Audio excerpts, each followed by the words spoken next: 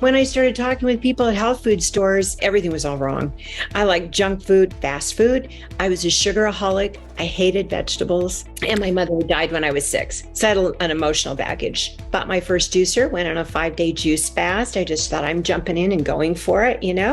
Day 5, and anyone with cancer, listen up. Day 5, my body expelled a tumor this size, the size of a golf ball, with blue blood vessels attached that looked like they'd been cut. I call it nature's scissors that cut those, because there are a lot of phytonutrients that do that cut off what is known as angiogenesis. That's the growth of blood vessels to that tumor. Hey everybody, it's Chris, and I've got an interview for you today with Cherie Calbom. And Cherie and I met 10 years ago, I want to say, at the first Healing Strong conference. And I had known of her for many years before that. She is affectionately known as the Juice Lady. She knows a little bit about juice. She's written 35 books. 35 books. I've written 3. So she's written 10 times more books than me. And most of them are about juicing. And so she's just she's a believer. She's just an awesome person. And I can't believe it's taken me 10 years to reach out and ask her to do an interview, which is crazy. But thank you for taking the time, Cherie. Thank you. What a privilege, pleasure to be on the show with you. Yes, I followed your journey for a decade. Yes, where we met with wonderful Healing Strong and Susie, my dear friend. And I know you've done a lot of work with Susie as well in Healing Strong. So it's just a pleasure to be here to talk about juicing, a subject very close to my heart, part of my journey. Your biggest book is Juicing for Life, which sold 2 million copies, right? Yes. That's Yeah. crazy. That's amazing. That is Crazy. so fantastic.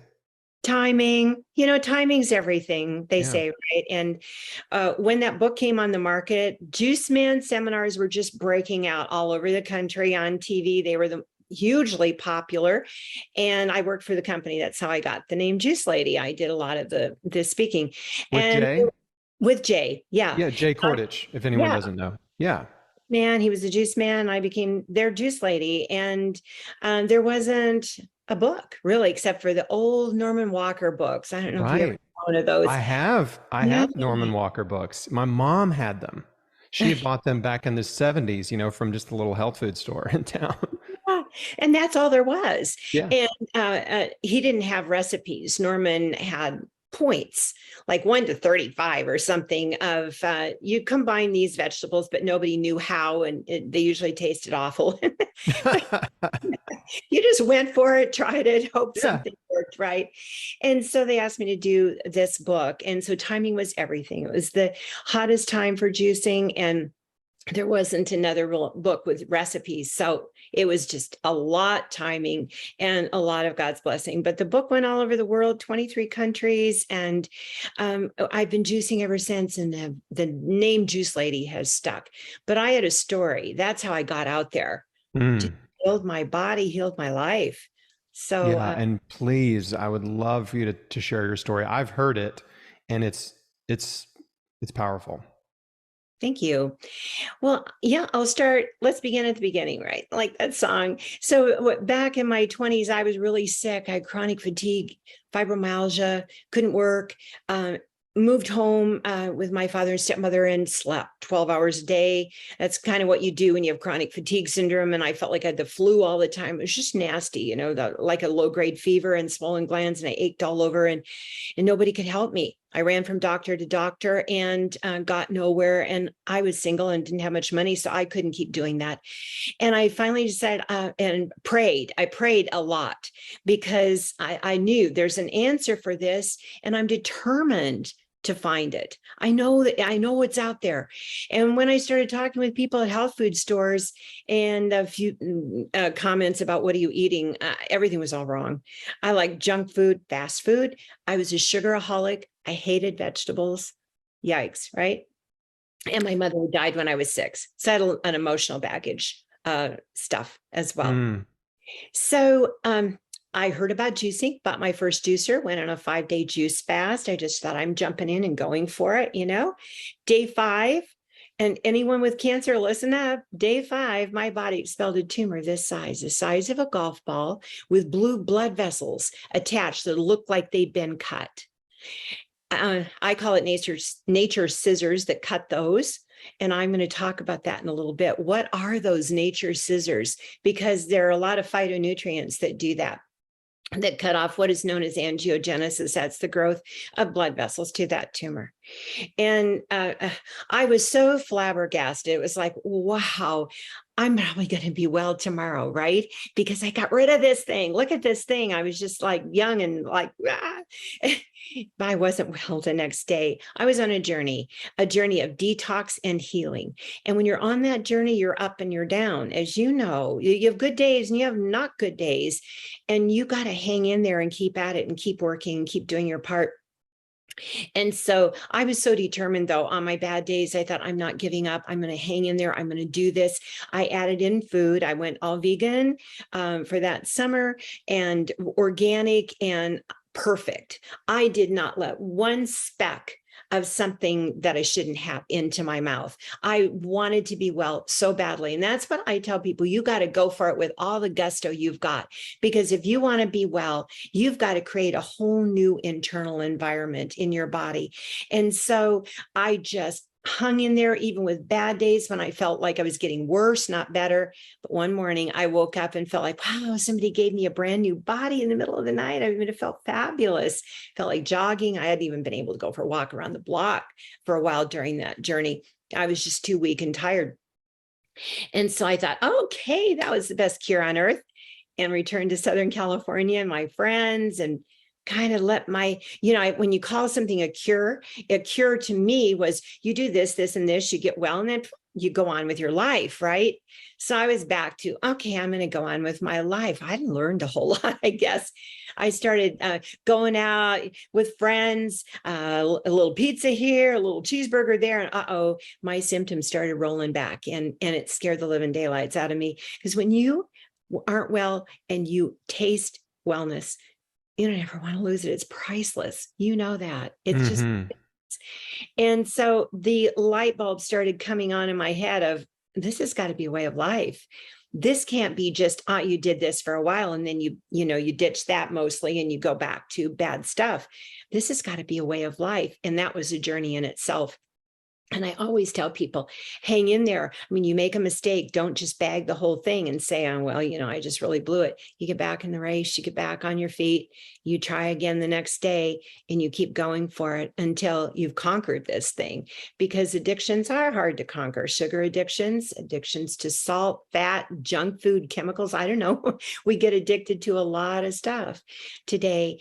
And so I learned the hard way by trial and error. This had to be my lifestyle, my journey until I died.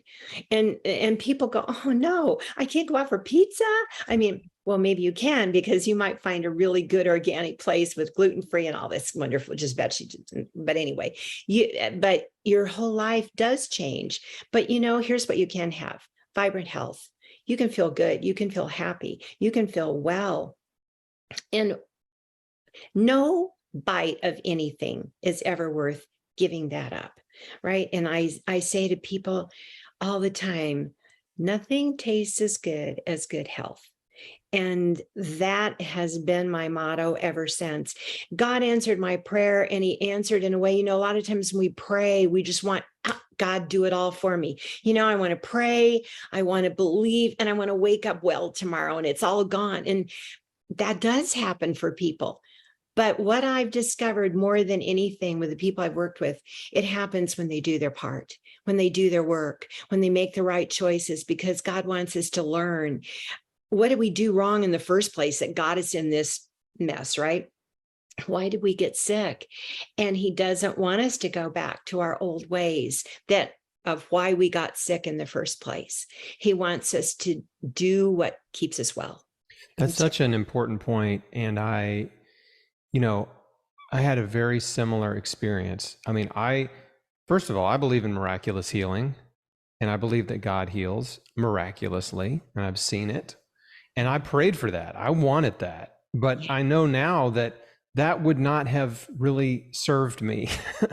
If I'd been healed of cancer overnight, sure. I mean, I probably would be telling that incredible story, but I would not have learned how powerful nutrition is. I mean, I would not have learned all the things that contributed to my disease and are contributing to the disease, chronic disease of so many people, right?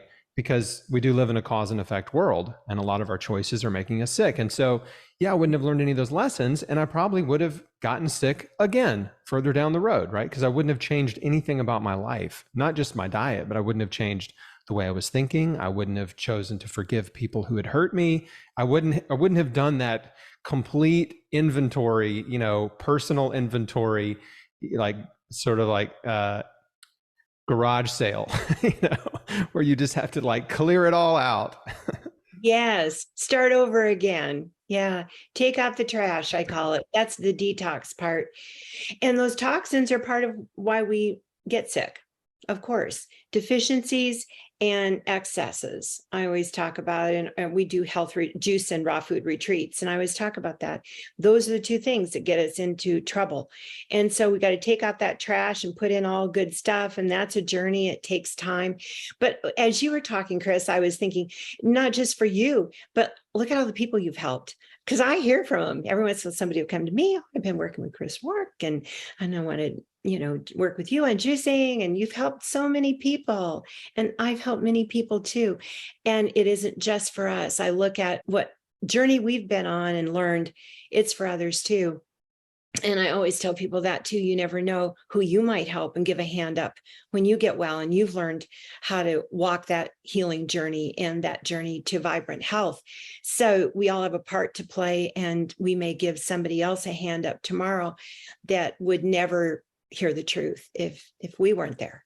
Yeah, and it's something to look forward to. I encourage folks that are in our community to think that way as well, as to think about, at some point down the road, you're going to be in a position to help other people.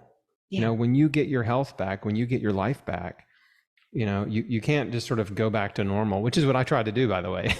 I got well, and I just wanted to forget about cancer. I didn't want to talk about it. I just didn't want anything to do with it. I wanted to get as far away from it as I could. And even though I was taking care of myself and I was very vigilant about that, I wasn't talking about it to anybody. It was sort of a private thing until, about between 5 and 6 years after my diagnosis, I really started feeling this urge, this, desire to, like, I can't just keep this a secret.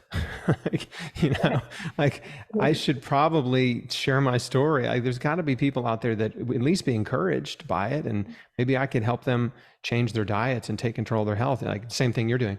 So yeah, it's not just something that I should be doing or you should be doing. This is something that pretty much I feel anyone who's been through a difficult journey like that and has wisdom and experience to share. Yeah, it's like, now it's your turn.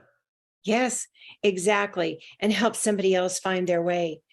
Well, I thought maybe where we could go from here, I wanted to talk about some specific juices because I told you I would. Yeah.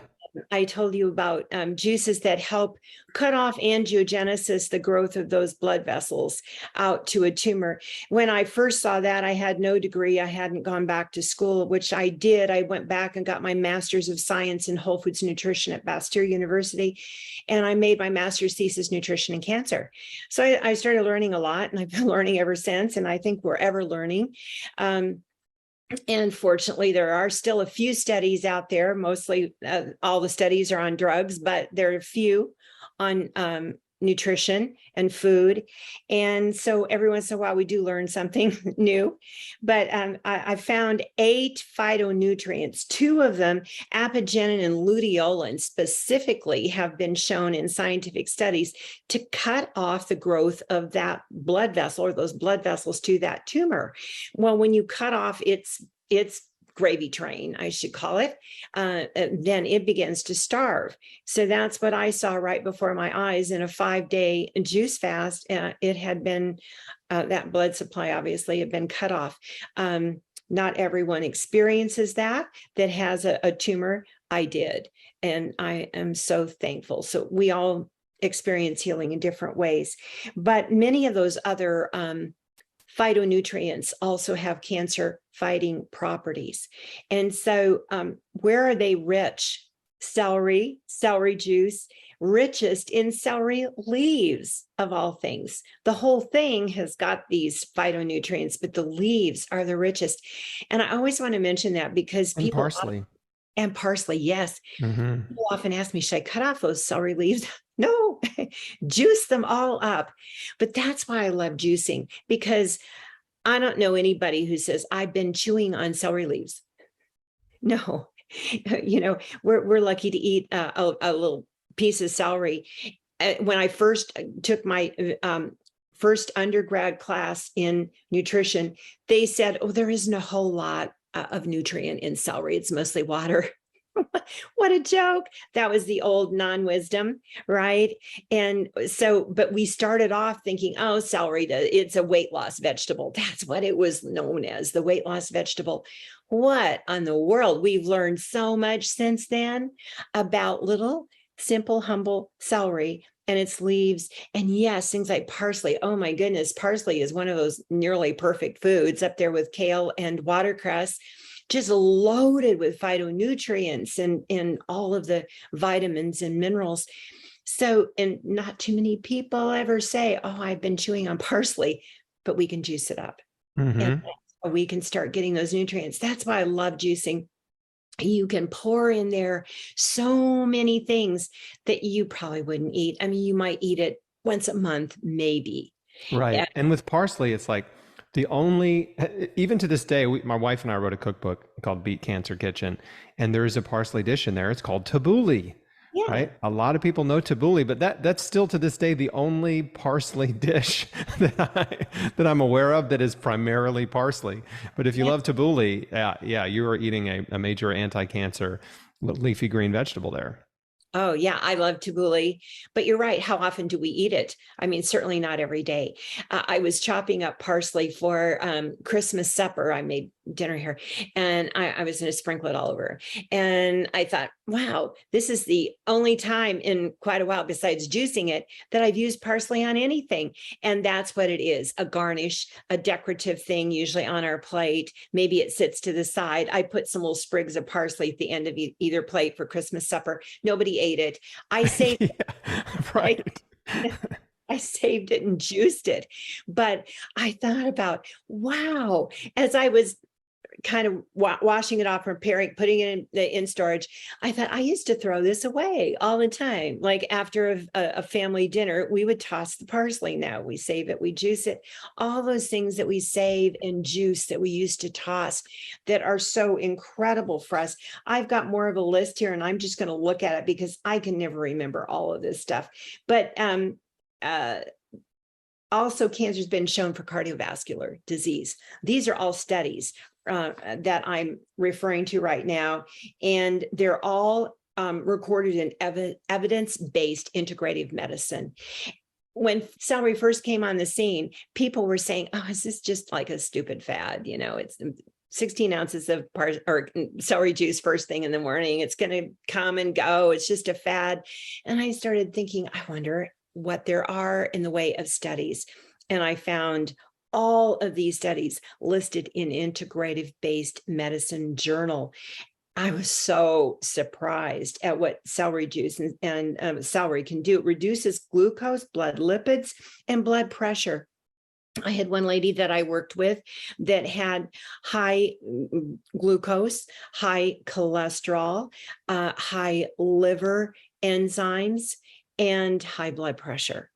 And she did one thing different for a month, and that was to start her morning with a big glass of plain celery juice. And in 1 month had brought those numbers all down near normal. It's fantastic. I know. Yeah. Pretty cool. I love it. Humble little celery juice. One change. Yeah. And you know, I'm not one to promote a quick fix or a magic bullet, but sometimes one small change can make a huge difference. Oh, just one change. One change. I'll never forget, I had a professor at Bastyr, and he said he'd worked with a guy that didn't want to be there. He came to him because his wife made him go, and he had tons of problems, and he didn't want to do any change at all, and he was really angry to be there. So my professor, who was also a naturopath, said, let's try one change, one thing. Can you start drinking one more glass of water a day? And he said, a year later, not only was he drinking all the water he needed to, he had changed his diet. He was taking supplements. I can't remember if he was juicing or not. His whole life had changed, and all those medical problems had gone bye-bye. So start somewhere, right? We all have to start somewhere. Many people are overwhelmed, like I cannot clean out my whole pantry and revamp my entire life. Okay, well, where can we start? What one thing this week can you change? And a lot of people say to me, yeah, I could start drinking one glass of juice a day. That could be my one change. Of course. Maybe that is the one change that's going to get you down the path to that health that you really long to have. So maybe it is celery juice. People don't like the taste of it. I love it. Do you? That's great. Yes. I don't, but I'm glad you do. But you drink it anyway. I drink it anyway. I go 1, 2, 3. We're doing this. Well, that's the attitude you have to have, right? I mean, and that is the attitude I had when I started eating raw food. You know, I was never crazy about vegetables and broccoli and all that stuff, but it's like, I don't care. I'm eating it. Like, I don't care what it tastes like.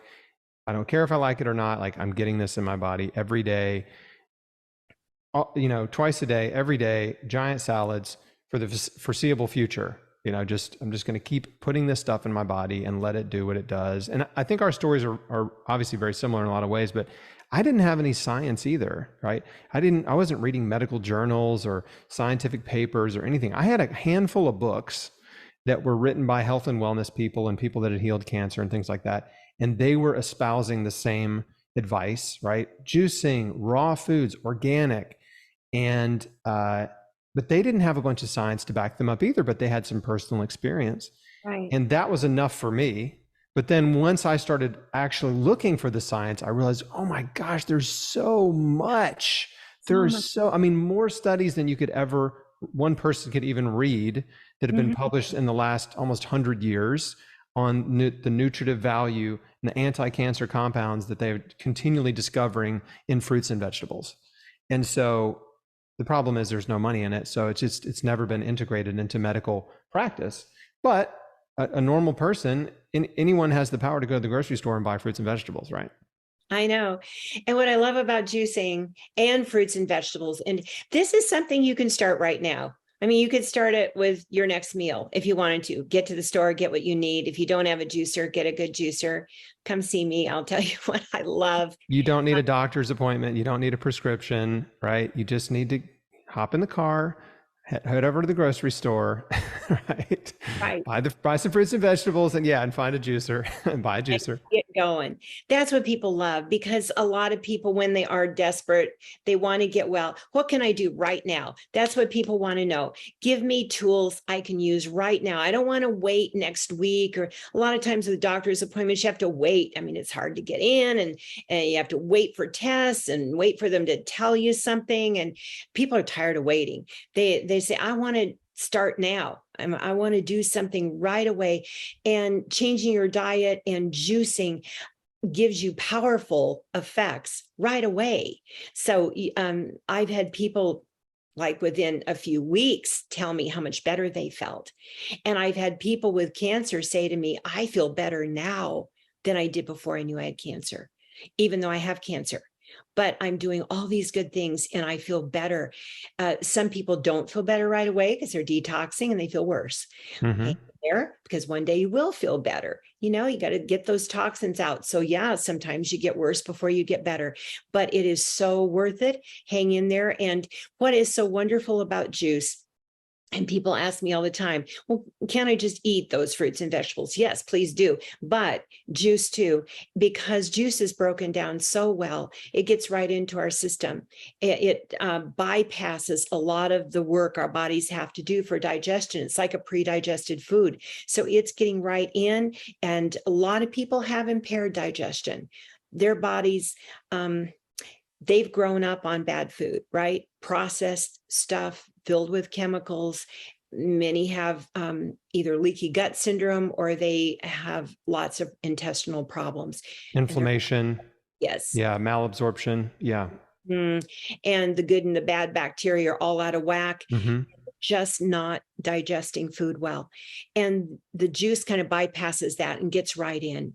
It gets right into the system. It's guesstimated it's at work within 20 to 30 minutes. It's going to get into your cells. I always have this slide of this happy cell, and I go, this is a cell that just had juice, because are right Yeah. in there, and it's creating a happy cell. Happy cells are a happy life, right? And so that's why juice is so important. Years ago, I did an interview with Dr. Mercola. We did a 3-part series on juicing, and I asked him why he was so interested in juicing. And he said it was because he'd seen great results with his patients like nothing else. Nothing else. And he said he first got interested in juicing because he had patients coming to him that were older and looked fabulous, like really, really healthy and really good. And he started asking them what they were doing, because there were a certain group that looked different than the others, and they were all juicing. And it got him curious about juicing, and he started down that path. And that's when he said to me, there's nothing like it. I mean, it's beyond the smoothie, right?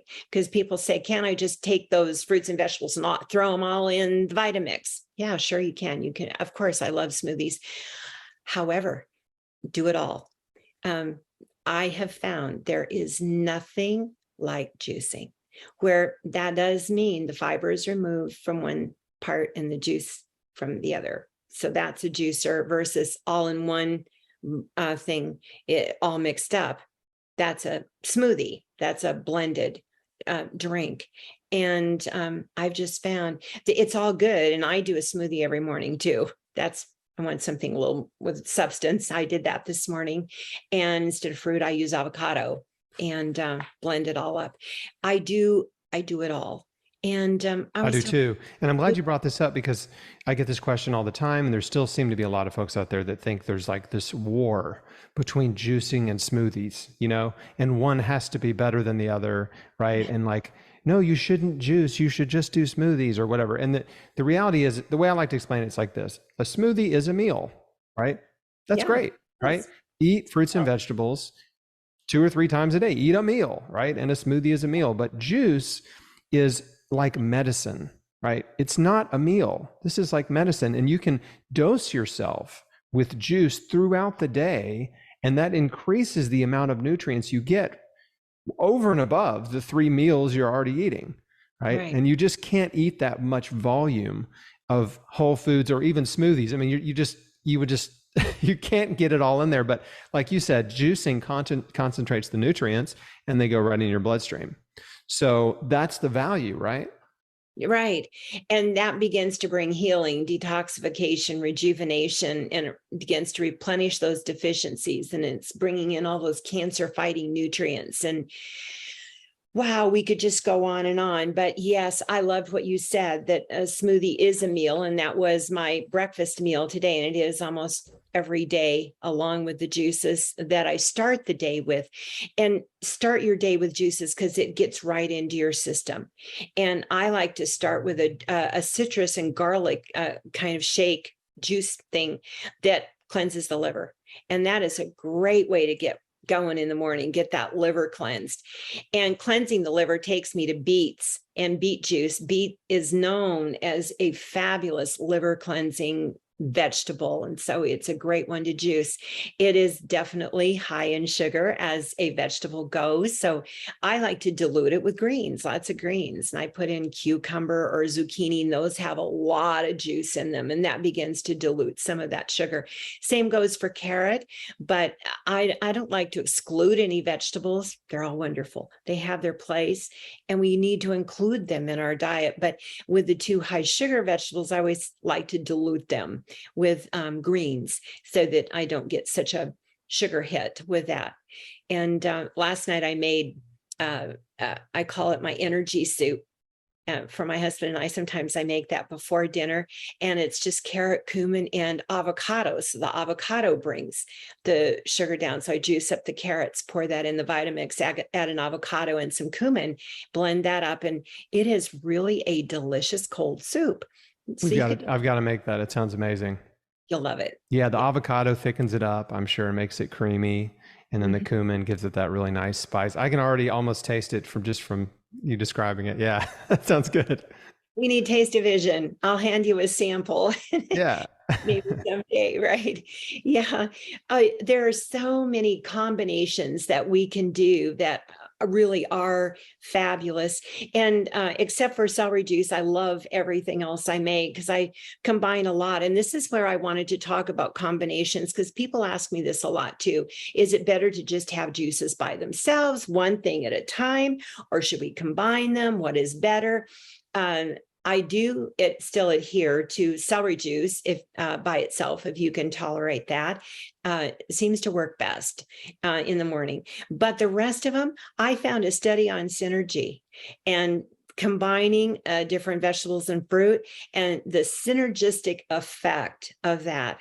It's far more powerful. So when we can get lots of different combinations together, we get a lot of things working together. And I remember back to biochemistry, and I'm wondering, why did I have to take this? I hated chemistry. But I began to see how this mineral works with this vitamin, with this enzyme, with this phytonutrient. Like you need a full complement for certain reactions to take place. And yet, if you're missing something, your reaction isn't going to happen, right? And so that's when we need the full complement of all of our different nutrients working together. So that's why it's so powerful to get a lot of different vegetables together. And then the challenge is to make it taste good, which you definitely can with a good base. Carrot, if you can't have fruit, I don't do well with fruit. Carrot lemon is a great base for me. Hmm. Carrot apple for many people. I really like that as a good base. And to that, you can then start adding little bits of different greens, other vegetables. I always like to put ginger in. It's an anti-inflammatory and rich in zinc. It's just a wonderful spice to add to all of your juices. I put it in almost everything. And fresh turmeric, I'm fortunate we can get at our market fresh turmeric. So I put in today great big turmeric root. And there are over 6,000 studies, you know this, but I'm preaching to the choir with you, but others may not know, there's over 6,000 studies on turmeric and all of its amazing properties, huge cancer fighting properties. Hmm. And it's an anti-inflammatory. It does so much. It's great for the immune system. On and on we could go. But I love to add fresh turmeric to Me my too. juice. Turmeric and ginger. My standard juice formula: carrot, apple, beet, ginger, turmeric, lemon, celery. I love to mix them all together. And I think it's important to point out, and I feel like you made this point, but I want to accentuate it, is that it's easy to get obsessive, I think, when you start going down the healthy path, to the point to where you end up in analysis paralysis. And what I mean by that is like, wait a minute, which juice is best? Which juice? How much of each ingredient should I put? And should I drink them alone or should I combine them together? And it creates this anxiety, right? Because, and the truth is, my answer is, which I feel like is truthful, is just get it in your body, right? Right. Get the juices in your body. Any combination, any way you can get them in is good, right? Any way is just get them in there. Exactly. Oh, I say that too. Yes, because I get the same questions, and it's like they're all good. Uh, Different vegetables do different things that studies have shown, but they're all good. You can't go wrong. You're right. Get them in, drink them up, Yeah. juice. There's no perfect formula, right? It's just mix them up, get lots of variety in there. But yeah, drinking straight celery juice, it's great. It's great advice. I agree, right? But generally speaking, any way you're getting them in your body's good, and the more the better. That's my opinion. Yes, and mine too. And especially if you're sick, if you're Hmm. battling something, you need a lot. You need a lot more than a person that's just on a maintenance, just wanting to stay healthy now and prevent cold and flus in the winter, that sort of thing. If you're fighting for your life or you've got a serious condition, you need to flood your system. And that's where having lots and lots of juice is going to be very, very powerful. I'm So curious about your opinion on volume. I was drinking, I'm 160 pounds, whatever. I drank 64 ounces of vegetable juices per day. And that was sort of my standard dose. I would make it all in the morning and then drink it throughout the day. So it was about 8 ounce servings, right? Sometimes I would maybe drink 12 ounces instead of 8, you know what I mean? But 64 ounces a day of juice. Did you have do you have a target amount? And I was eating food too. So this wasn't a juice fast amount. This was just my daily intake of juice. well, you're following Max Gerson's protocol of It was close. pretty close, yeah. Yeah. Um, uh, his were certain juices, Wasn't as strict. His was a little stricter. Mine was just get it in there. I like yours. And I thought he had a little too much just carrot apple. That's a lot of sugar for the Mhm. carrot apple. I like to dilute it with some greens, but that was a juice an hour. Yes. Yeah, I think it was about that amount or maybe a little more. 13 And juices a day is the that's right. Gerson. Yeah. Yeah, that's right. And you had about 8. So it all sounds excellent to me. 8 to 13 glasses. 13 is a lot. If somebody's not doing it for you, people go to the Gerson Center and they're given the juices, handing it to them. So it makes it a little easier. But yes, just flood your system. And like every hour, that is excellent. So I would say definitely at least 64 if you're in the battle for your life. It's got to be more than 1, 2, or 3 a day for sure. Yeah. And because you're battling that cancer or whatever other condition that you've got. So just flood your system with those nutrients. It's good to think about too, even though there's so much science that has yet to be done on this kind of thing. When you think about juice as medicine, right? You think about it as medicinal food. There's only a short window of time after you consume a juice or even a supplement where it has a benefit, right? And they call it, there's a term called half-life, right? Which basically they can measure when you take vitamin C, the half-life is about 30 minutes in your body. So you've used half of it in 30 minutes. And then the other half you might use up over the next 30 minutes to an hour. So with juice, it's the same way. Are you consuming these nutrients, vitamins, minerals, enzymes, antioxidants, and they're all giving you benefit, but the benefit window, some nutrients may have a longer window and others are very short. It's too complicated to get it all measured and figured out. But the point is, when you're juicing, when you're drinking a fresh juice every hour or two, right, you're continually flooding your body with these beneficial nutrients. There you go. Absolutely. That's why I just keep at it, keep going throughout the day and keep drinking it. You're right. You're just spot on. And this is our path to healing, to just get that system flooded. I have a question. This is kind of random, but so in the very beginning of your health journey, did you start juicing just based on the advice of some folks at the health food store? Is that? I did. Yes. Yeah. And somebody showed me Norman Walker's book. So I read Got that. Yeah. That was it. Those were my tutors back Mine then. was George Malcolmus. You probably know George. Yes. Oh, yeah. Hallelujah. So, Hallelujah Acres, God's Way to Ultimate Health. So, someone sent me his book, and that was the first book I read, and that started me down the path. Fabulous. It's always somebody that gets us going, right? Mm-hmm. But I look at it, it's God behind it all, because we're crying out for help and asking for help.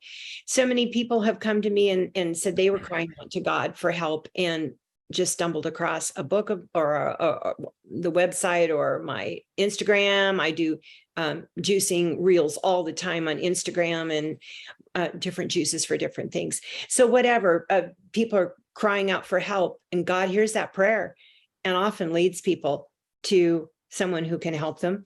He led us, obviously, and then he'll keep leading those people to help other people down the road. And through Healing Strong, I hear those stories a lot. People are helping each other in groups as well. So that's a really lovely thing. We have a Healing Strong in our area. So let me plug it. Well, since we're talking about it, for folks that don't know, Healing Strong is a nonprofit cancer support group network.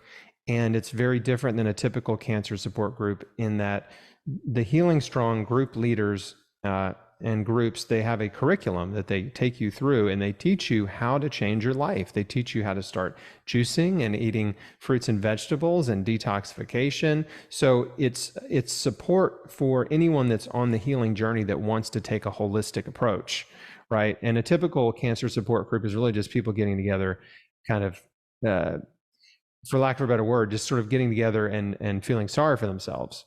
And Healing Strong groups are the absolute polar opposite. It's encouraging, inspiration, support, love, very practical advice to change your life. So like that's what you will get from a Healing Strong support group. And if you go to healingstrong.org, you can do a search and see if there's a group in your area. You can even become a host of a Healing Strong group if you want to fire one up, if there isn't one where you live.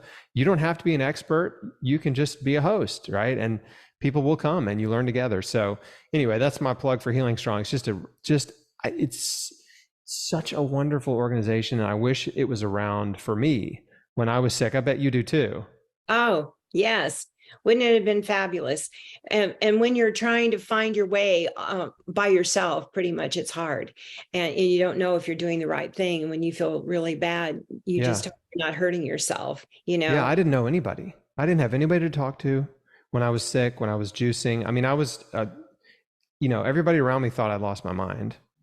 And I had never even heard of the raw food diet, and no one I knew had heard of it either, right? It was just the fringe. I like to describe it as the fringe diet for weirdos and sick people, right? That's what it was in 2004 when I first started on the raw food. So now it's become popularized, and there's a lot of hip, young, beautiful people, espousing it. But yeah, at that time it wasn't cool. And, and there was no support group for me either. And I was so desperate for just a little bit of encouragement, because when you're sick and you're trying to get well, especially with cancer, it's pretty scary. Every day you're wondering if you're getting better or if you're getting worse. And there's no way to know until you get your next scan.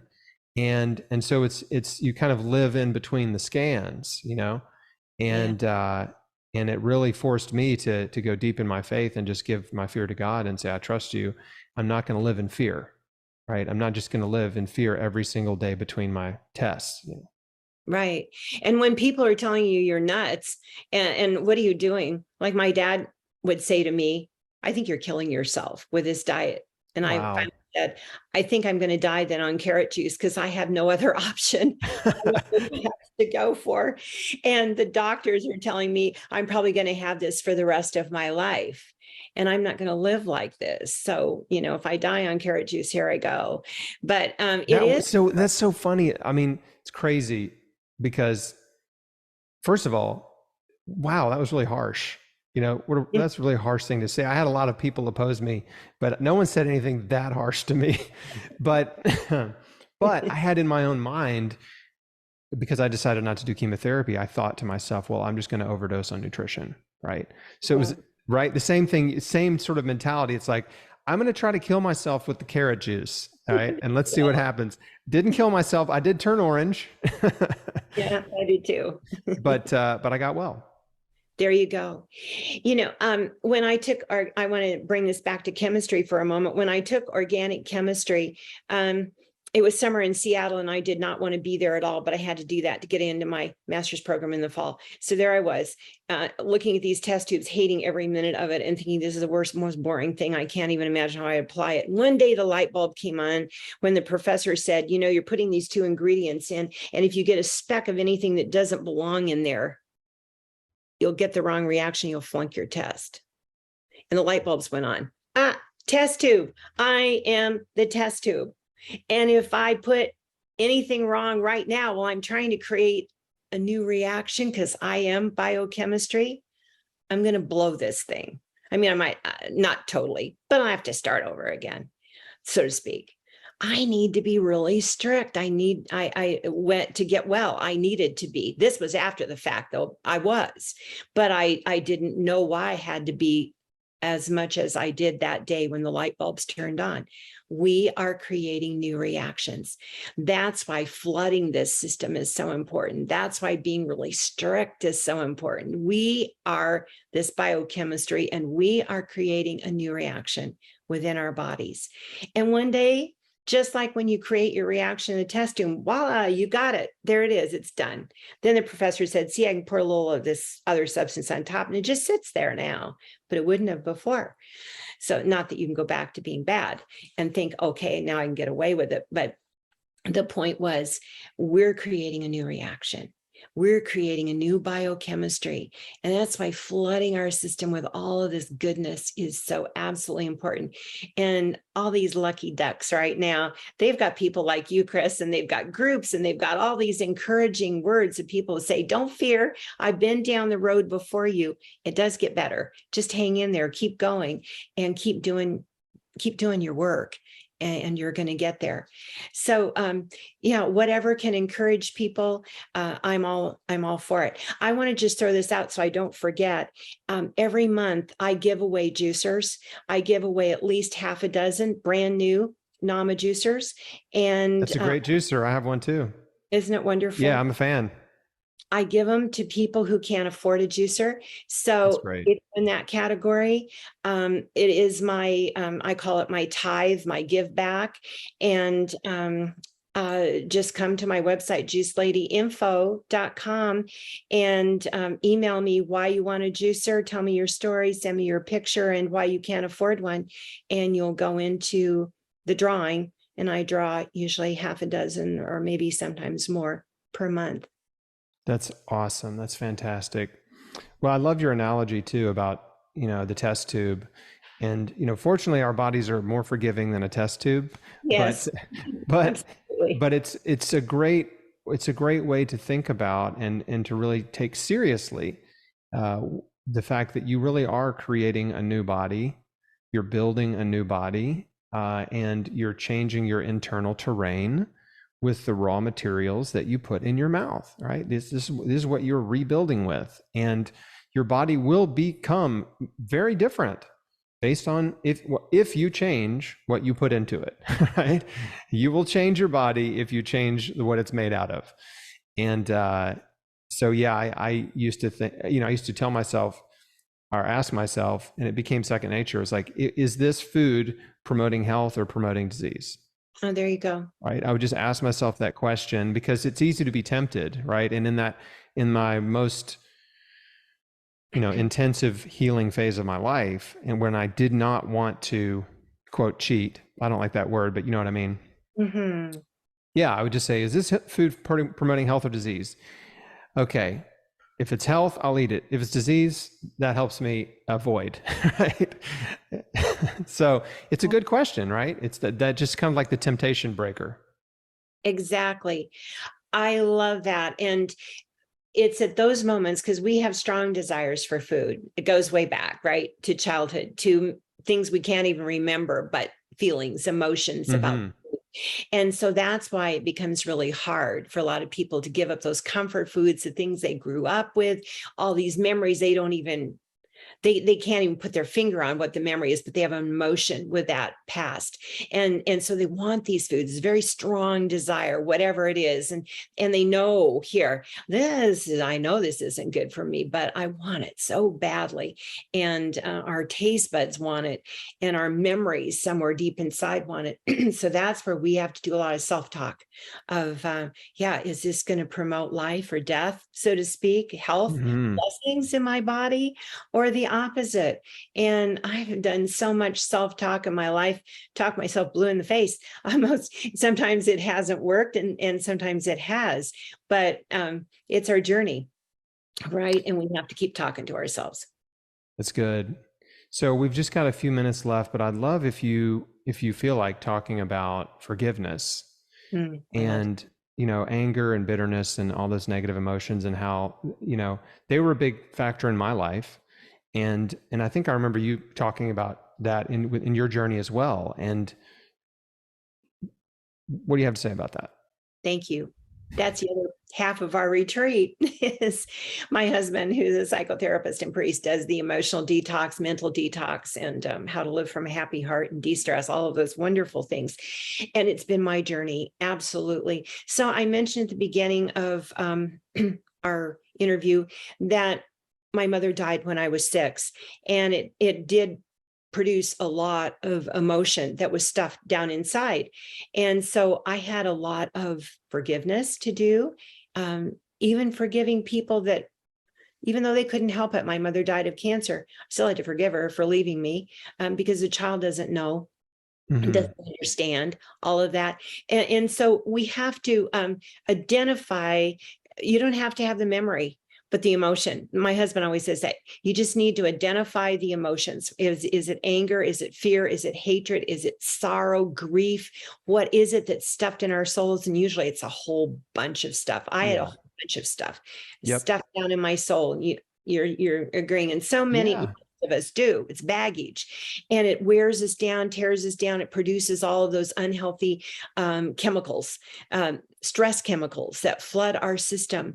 And anger, as they always say, is like drinking poison, expecting the other guy to die. Well, it ain't going to happen. We're the ones dying from this anger, this bitterness, this stuff we just haven't been able to let go of. And so doing personal inventory, I mean, just even going over a list with prayer, sometimes you don't even realize it's there. And I went over that list over and over and over again. Do I have these things? And a whole list of emotions and subcategory emotions. My husband always looks at like anger and all the subcategories under anger, bitterness or resentment or whatever.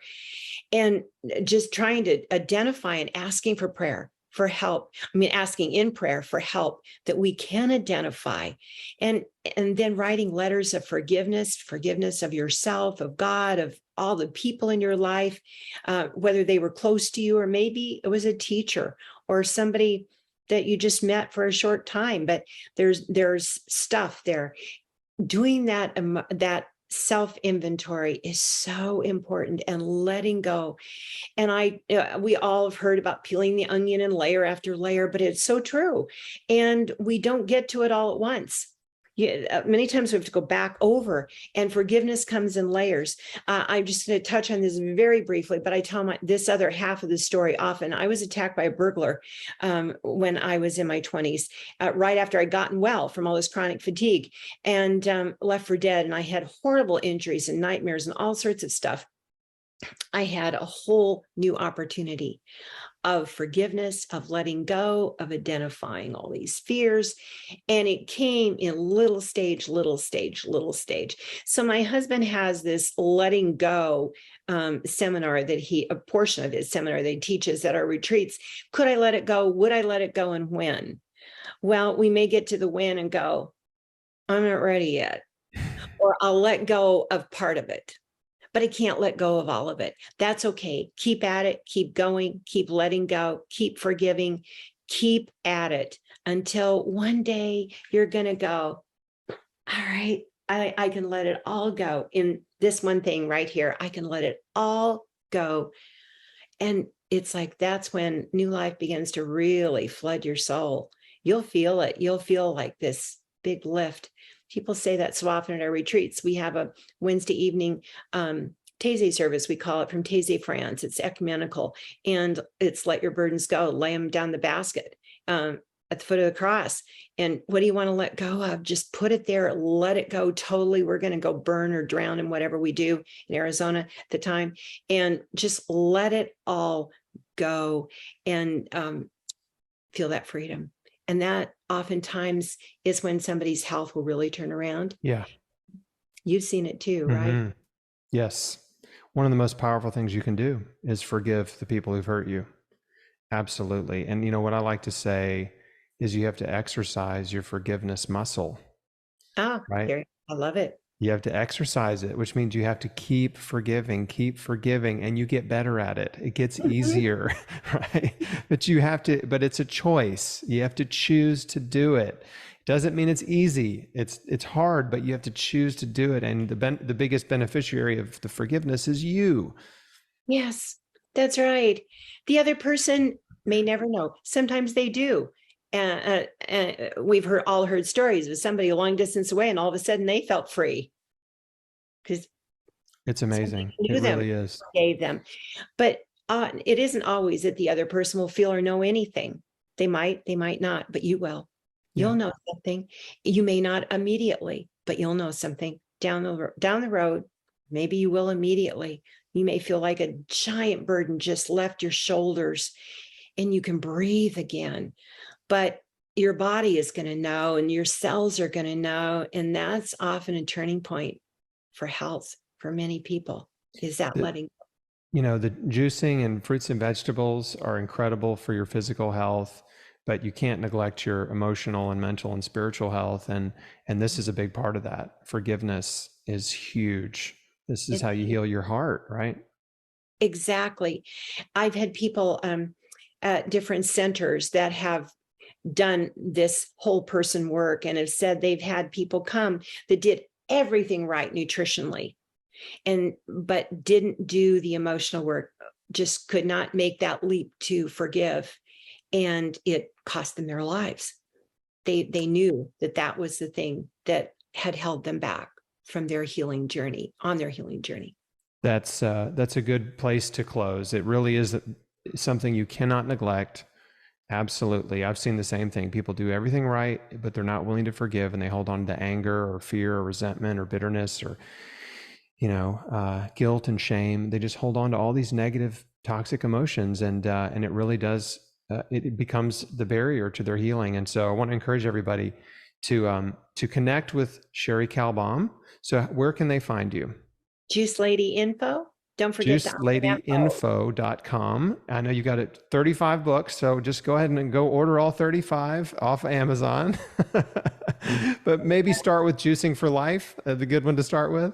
There you go, Juicing for Life. I updated it for an infomercial. Juice Lady's Guide to Juicing for Health is the updated version. It's 50 ailments, cancer's in there, but 50 different ailments, and the juices, the nutrient, the diet that help those conditions. And so I would love to connect with you. And I'm on Instagram, as I said, with reels all the time, doing different juices for different things. So Juice Lady Cherie, Cherie on IG. And I would love to connect with you there. And don't forget, if you can't afford a juicer, do apply for every month of the year. Doesn't matter what month it is, any month of the year, every month I do drawings. That's fantastic. Great. Well, thank you. Thank you, Cherie. I'm going to put all the links in the show notes, folks, for everything we talked about. So you can connect with Cherie, find her and all that, and to her books, her website, Instagram. And again, thanks for watching. Thank you, Cherie, for taking the time to do this. I love you. I love your story. You've helped so many people. You're such an inspiration to me. And I'm just glad to know you and glad you're out there still carrying the torch, or I should say the juice jar. The juice jar. Yeah. You crossed the finish line. I love it. Thank you, Chris. I love you too. Thank you for all the great work you're doing in the world. Bye-bye, everybody. See you on the next one.